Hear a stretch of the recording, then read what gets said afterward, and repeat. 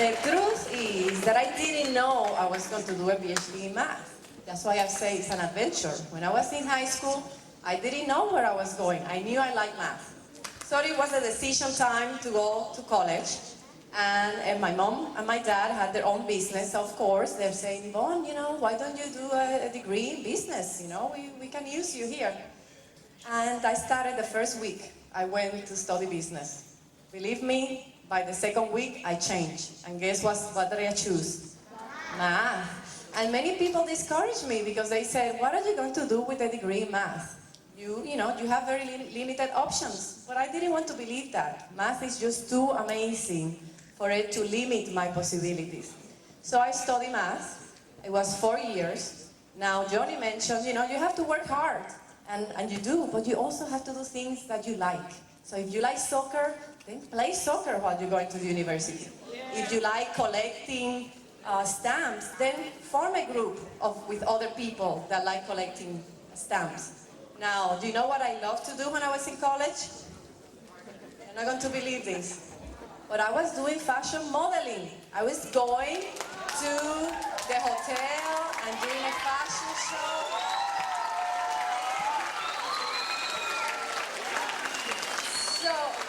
So I was in TV commercials. I was making little money. I was saving it. I was doing, but I took my calculus, my algebra, my number theory, my real analysis. All these are math subjects. I did that, I took my class, and then half hour later, I did my show, and then 2 hours later, I was back in my books. So I stayed focused, even though I balanced, because I did things that I like, and I did, the math that I also like, but in a different way, right? So then it was time to, what am I going to do after college, right? So what happened next? I heard that there's this amazing company in the United States called AT&T. And by the way, I was in Puerto Rico throughout all of this that I'm telling you. I'm from Puerto Rico. So I heard that all my friends that were studying engineering were going to AT&T for summer jobs. And I said, come on, if they're going, why can't I go? So I found a friend of a friend of a friend that took my resume and put it under the pile with all the engineering students. You have to take risks, right? You have to just be a little bit creative at times. And guess what? I got my summer job. I went with other 9 engineer students to Chicago, Illinois for my summer job. Now, here I am, my English, very, very rough. Not an engineering student. So do you think I had fears, doubts? Yeah, I was like, what am I doing here? But at the same time, it felt exciting. I felt that all that energy, that worrying also turned into, what if I do it? What if I do really well, So I actually did it. I'm not sure what my project was, but it looked like the way I approached it, it was the right way, because I was told I did a good job. So I came back to University of Puerto Rico, finished my bachelor's, and I got a job with AT&T. And now the adventure gets even more exciting. Because when I was in the airplane, somebody had got me a book called The Mathematical Tourist. And I was reading this book and it seemed very interesting, math, exciting, tourist, that sounds like me, a tourist through education. And what happened is that I got the opportunity to work on a project. They told me in AT&T, you can have like 1/6 of your time to work on a special project. So now, let me ask you, who here have seen the movie Jurassic Park? Okay.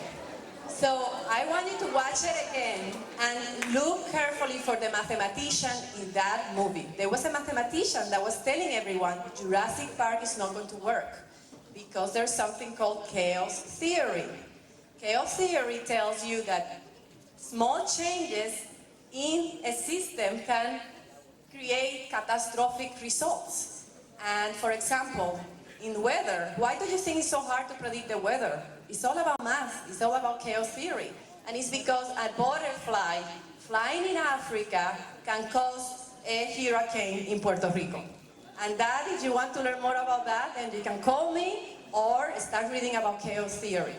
In any case, that's what I wanted to study. So what I did, I wrote a paper to my boss and I said, I want to work on this project. And he said, okay. Could you believe it? I mean, the last thing I thought is that they will say yes. They said yes. They took them like 24 hours to tell me yes. So I was like, all right. And what I did is I found out who invented chaos theory. I looked through contacts. The internet wasn't so great back then, so I was making calls, and I found out that the guy that named chaos theory chaos was going to be in a conference in Washington, D.C., such and such date. So guess who went to Washington, D.C., such and such date? Yes. And as soon as I arrived, looked for Jim York. I looked for Jim York, and they told me, Jim York is the guy with the red socks. Yes, and you know, they say mathematicians are eccentric, and I have found a lot of that. So the guy with the red socks, as soon as the guy with the red socks was sitting down and had a 5-minute break, I went and sat by him. And I started telling him about the project that I started putting together in AT&T and so and so. And I, you know, how much I love to learn chaos theory. And he told me, come to my university, do a PhD in math and study chaos theory with me. Wow, that was great. So that's what I did. I actually went back to AT&T and told them, I think I'm going to get my PhD in math and I'm going to study chaos theory. So I applied to University of Maryland and I went to University of Maryland. And over there had very challenging times. There was one time I did so poorly in an exam, I thought, oh my God, I can't do math. I'm not good enough. I have friends from Russia and Germany. I had some really good friends, mathematicians from Mexico and from Portugal. And then there was me. So I had that challenging moment where you are, oh, can I do better? So what did I do? Seek help. I went to my professor. I told him I don't understand this subject. I talked to my friends. I didn't sleep for a while, studied harder, and I got a B+ in the class, so I was pretty happy about that. So you're going to find times where your dreams are going to seem that they're getting harder, but it doesn't mean that they're not possible. It means that you need to do a little better in certain areas to get there. So after that, I actually went to another university. I went to Arizona State University. And when I was there, my venture continued actually. In there, I got some people from Intel Corporation. Have you heard of Intel Corporation? Intel is a company that, you know, creates all the chips that go inside your computers. All the computers have something from Intel. So they were very interested on the research, you know, what I was studying in math and chaos theory, and they actually paid for part of my education so I could finish my PhD. So do you guys know what a PhD is?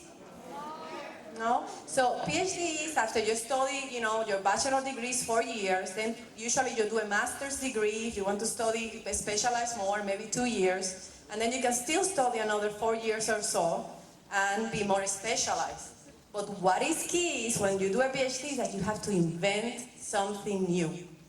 Could you believe that I invented something new? I still can't believe it. So if I can do it, believe me, any of you can do it. So that's what a PhD is. You go and study a little bit more specialized in an area until you find a place where there's questions that have not been answered. There's so many questions that have not been answered out there.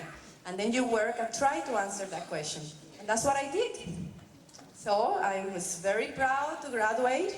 And now I get called doctor sometimes, even though my dad says, I cannot call you doctor. You cannot write me a prescription. So I'm not going to call you doctor. But I am considered a doctor in philosophy with a degree in mathematics. So who knew when I started talking here that I was a mathematician? Have you ever heard? You knew? Right? Is it my face? No? You guess? No, many people, I mean, there's not many people that you ask, you know, what you want to be when you grow up, and yeah, they're going to say, I want to be a mathematician. Because, you know, it's kind of like, what is a mathematician anyways? So let me tell you that math is everywhere. In the banks, in the industries, in business, when you have to keep your inventory down because you don't want to have massive of inventory in your store because that's money sitting on the store, right? If somebody doesn't have the product and didn't give you money for it, it's sitting in the store, that inventory, so keeping inventory down, that's an important task in a company. You guys have examples of where else you see math? Want to raise your hand, give me an example? Yeah? In a supermarket, when, for example, where? In the cash register, you're counting money, obviously, yeah? In the streets. Okay, I'll tell you about that. You think the roads are there just by default? Or do you think someone said, look back and say, what are the optimal ways to get from one place and another? There's a lot of math in creating highways and where are the best places to put in. If you ever gone on an airplane, I mean, could you imagine how do you predict how many people you're going to have to go in an airplane so you don't have empty airplanes every day? That's math. You don't want to have a bus company that has one person every time you go from Chicago to LA, right? You want your bus, if you have 24 seats, you want 24 people there. But what about if you really have 50 people that want to go from Chicago and LA? You cannot have just one bus with 24 seats. Your customers are going to be upset. All of that is math. So with that, I thought I'll give you the opportunity to ask me any questions, and then I'm going to have the opportunity of someone else talking to you. Do you have any questions? Yes? What did I invent? What did I invent? It's going to be a little bit hard to explain, but I'll give you an idea. What I did, I discover, because they say mathematicians, what they do is that discover things that already exist, okay? So what I discovered was that when you have a big, industry, like you have a manufacturing of products, you're manufacturing Game Boy, you're manufacturing a computer game, you have a system of machines, and they're put in different ways. And I discovered that sometimes the way the production, the output of your system doesn't look predictable. Like for example, today you see 2 machines colored red, 2 blue, 2 red, 2 blue, and all of a sudden you start seeing 3 red, 3 blue, 5 red, 1 blue, and things start a bit kind of crazy. I showed that, this is hard to explain, that's a good question.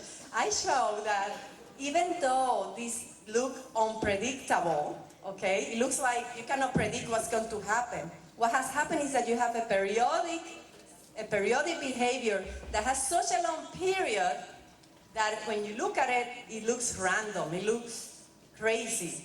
But when you look at it from far away, you have a really long period. So hopefully that gives you an idea. But it was in relation to chaos theory and manufacturing systems. So I found an application for chaos theory in manufacturing systems. I could talk to you more about that if you're really curious, okay? Yes? All right, so it looks like I need an invitation to talk about math here. Can we do that? All right, so I'm going to take up on the challenge of next time I come to talk to you, for those who want to know more, I'm going to tell you much more about chaos theory alone. And I'll bring you examples and pictures so you can really understand. But go in the internet if you can and search for the butterfly effect and chaos theory, and you start learning some fascinating things. And that's my adventure. I didn't mention part of my adventure, but I just wanted to mention it real quick. I went to University of Puerto Rico, yeah? I went to University of Maryland, and I went to Arizona State University. But I also have a master's from Cornell University. So what does that tell you, You can go as many colleges you want, as many universities you want. The idea is to be open to the adventure and let it take you anywhere life wants to take you. So thank you for listening, and good luck with your careers, your adventure. I am the son of Domitilo Flores. My dad is Puerto Rican, I'm proud of that. My dad came to this country, or moved to the United States when he was 15. came to New York City, where he settled down and lived with his sister for quite a while. And I'm also proud to say that my parents, because at the time that they grew up, they weren't as educated as, I guess, we encourage young adults to become today. My father had to work very hard his whole life. Neither of my parents graduated high school. But again, that's something that we can learn from. And I was raised in a way where I was always encouraged to be better than my parents. And that's not critical at all. It's not critical at all because those were instructions that I was given by my parents. And hopefully, you've heard the same thing. And it's not critical of your parents. It's something that your parents want you to be. You know where your mom came from. You know where your dad came from. If they moved to the United States from another country, they brought you here because this is the greatest country in the world. And they want you to be as successful as you possibly can be. That's why you're here. I know that's why my father moved up to New York City, because he was looking for something just a little bit better. But remember what I said about the education. And again, the time was quite different than today. But because they didn't get that education, they had to work very, very, very hard. And notice I said work, because that is what they did. My father worked for most of his life 3 jobs. You'll say to yourself, well, how could you possibly work 3 jobs? My father was a custodian in one of our schools, in several of our schools here in West New York. Now, that's an honorable job, and he worked very hard at that. His day started quite early, 6 o'clock in the morning, getting here, many cases, before you got here, to make sure that the building was warm, so that when you walked in, you were in a comfortable building. His day ended about 4 o'clock. He would go home. If he didn't have other responsibilities in the building where we lived, because his second job was being the superintendent of a large building, 45 apartments. So if he didn't have something to do between 4 and 6 o'clock, maybe he'd rest, or maybe he'd fix someone's toilet, or fix someone's sink, or get ready, to throw away the building's garbage. And then at 6 o'clock, he would go to another job where he'd work as a security guard from 6 to 12 at night. Now, you do the math. Work until 12, having to be back up at 6. For many years, you can see that he worked very, very, very hard. My mom worked very hard as well. She was a matron, which basically meant that she was working in a school where she was responsible for cleaning up the school. Then she became a bus aide, then ultimately a secretary. Why I tell you this is because I just want you to see what, that there are other people out there who come from the same background, okay, that many of you come from. And you can become very successful. I'm proud of my parents. They worked, they had honorable jobs, and they inspired me because they raised me in a way where they wanted me to be better than them. And I can look in the mirror today and say, thank you, parents, that I've done that. Now, I grew up on Boulevard East, 6045, Boulevard East and Highland Place. I had a great, upbringing. I went to number 6 school, where I had some very good teachers. quite honestly, earlier years at number 6 school, I wasn't in my prime, to put it that way. But as I got ready to leave number 6 school, I had some great teachers. I also matured, quite honestly, a little bit. Mr. Schmidt, Mrs. Tuning. They were great teachers who really encouraged me and gave me a different perspective on life.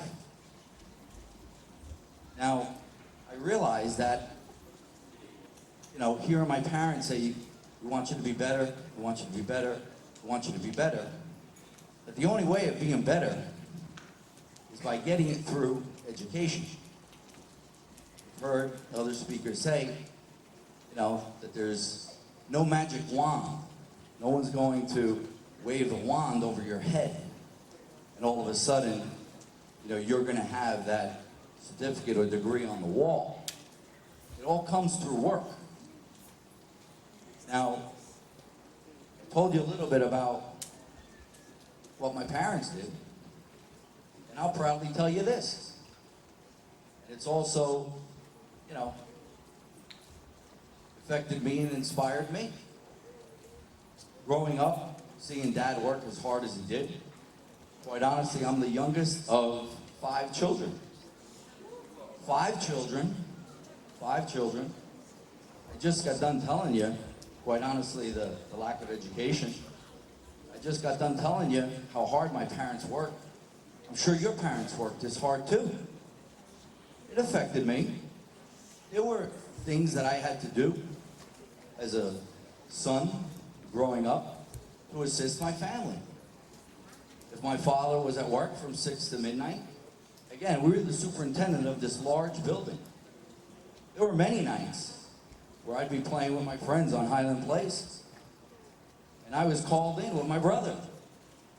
Imagine being called in with your brother, being taken away from playing with your friends, and have your friends watch you pick up the building's garbage and throw it out on the street. Not very pleasurable. Really isn't. Now you have a choice. You can say, this stinks, this is unfair.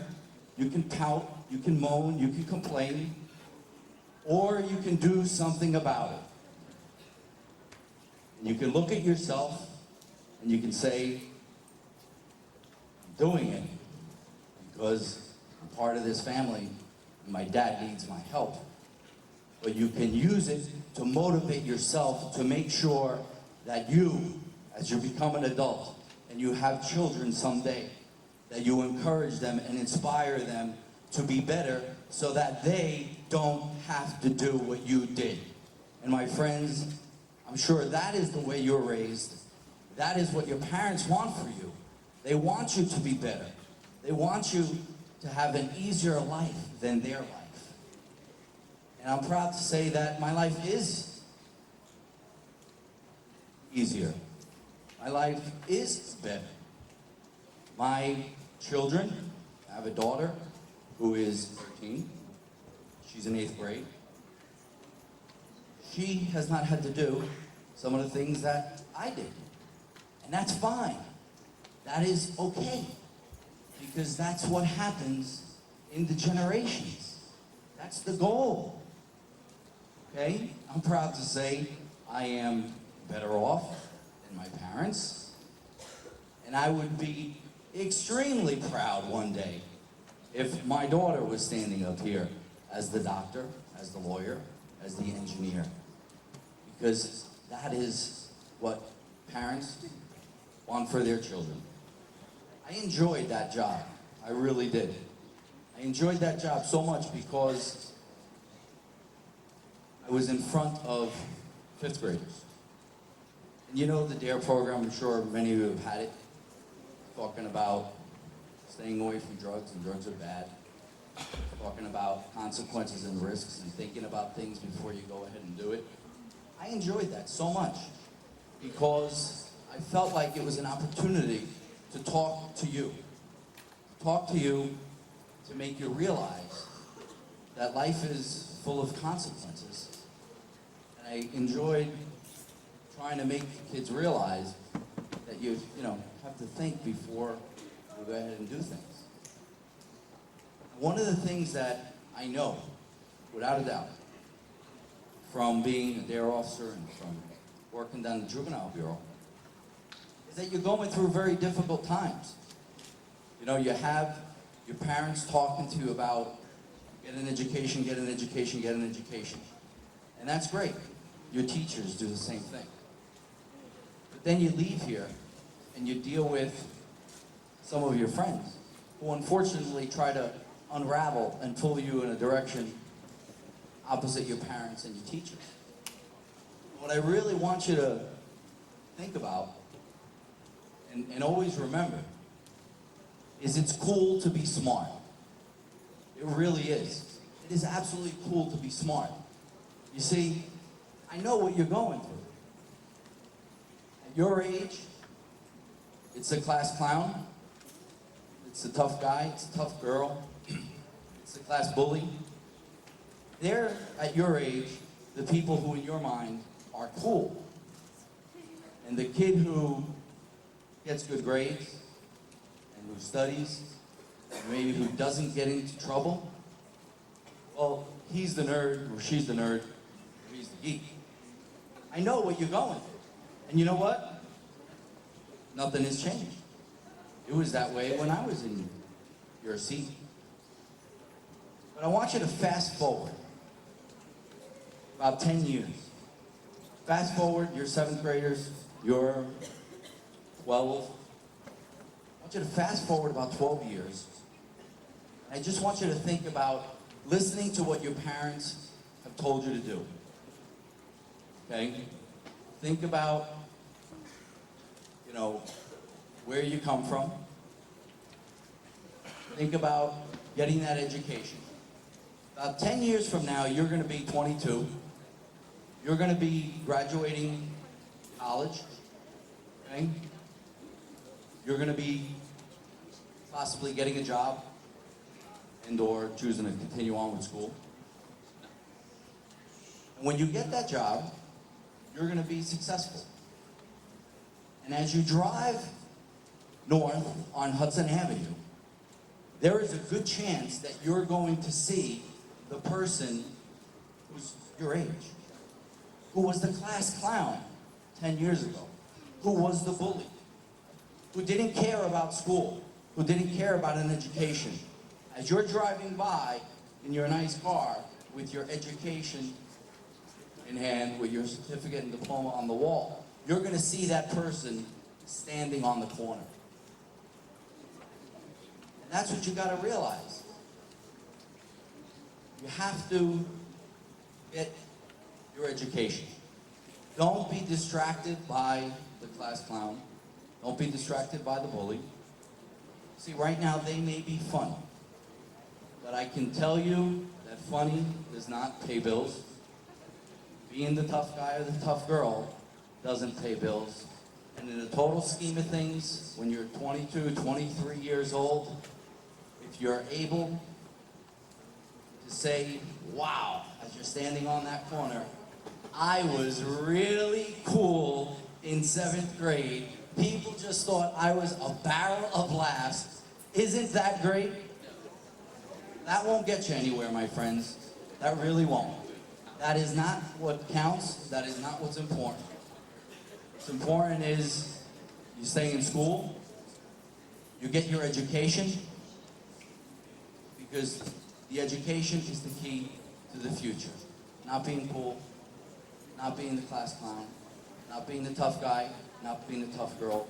That means absolutely nothing. So, I thank you for allowing me to come today and talk to you.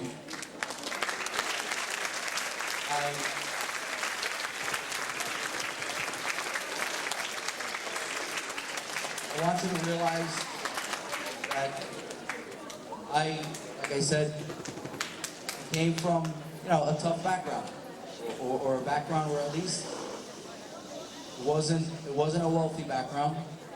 I was encouraged to work. I worked hard. I became a police officer. serve the community in the form of being a dare officer. And it's only through hard work and effort, my friends, that you're going to reach your goal. Work hard, do the best that you possibly can do, because education is the key to your future. Thank you for allowing me to come today.